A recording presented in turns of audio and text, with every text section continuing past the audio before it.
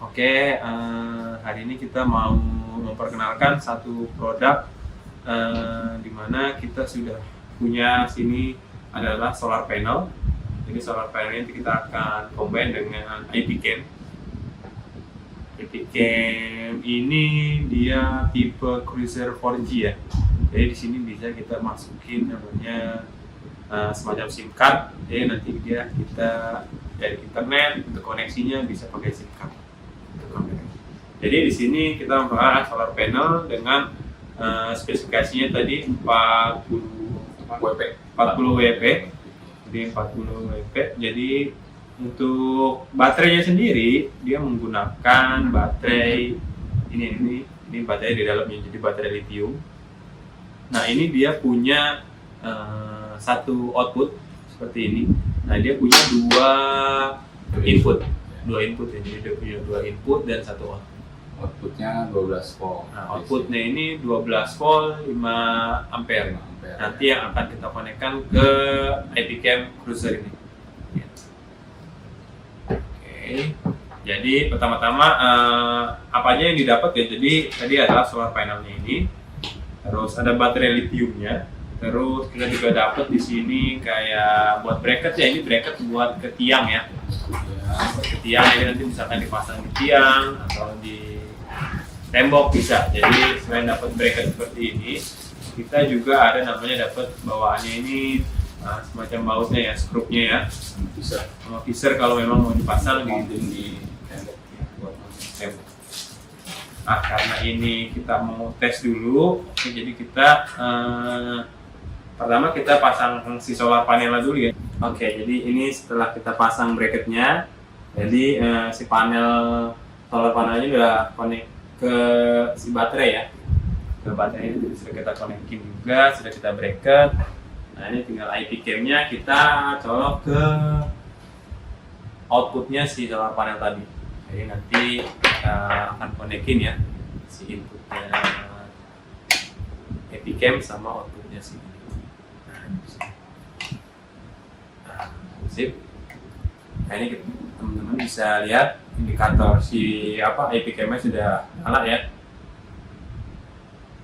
Nah, nanti kita tunggu dia sampai indikator hijau, itu kita baru bisa koneksikan ke aplikasi iMoLive. Jadi sekali lagi untuk Cruiser 4G ini sudah ada semacam SIM card ya, jadi kita bisa masukin SIM card mau provider apapun. Jadi nanti untuk koneksi internetnya bisa via SIM card. Jadi kita nggak perlu, misalkan di lokasi atau di site nggak ada untuk WiFi atau kabelan, jadi kita bisa koneksikan via SIM cardnya itu untuk koneksi internetnya. Gitu. Jadi nanti setelah si solar panel ini kita konekkan ke sini, nah si IP cam-nya indikator sudah berwarna hijau. Nah, ini nanti tinggal koneksikan ke aplikasi iMoLive. Jadi kita coba koneksikan ya.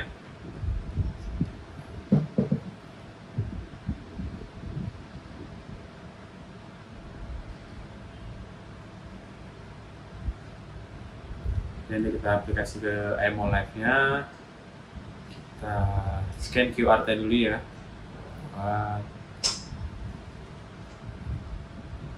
Tapi lihat si kameranya ini beneran nyala atau enggak. Nah, ini dia akan ngasih tahu, menginfokan bahwa kita bisa masukin SIM card di dalam si IP cam-nya, jadi di dalam sini. Nah, di sini nanti kita buka, ini SIM card-nya kita masukkan ke dalam sini. Nah, karena ini kita mau koneksi via WiFi dulu ya, kita coba ya.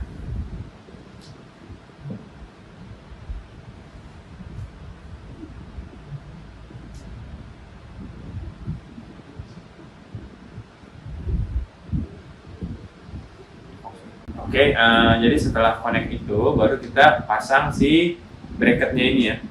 Nah, ini bracketnya kita bisa pasang di sini.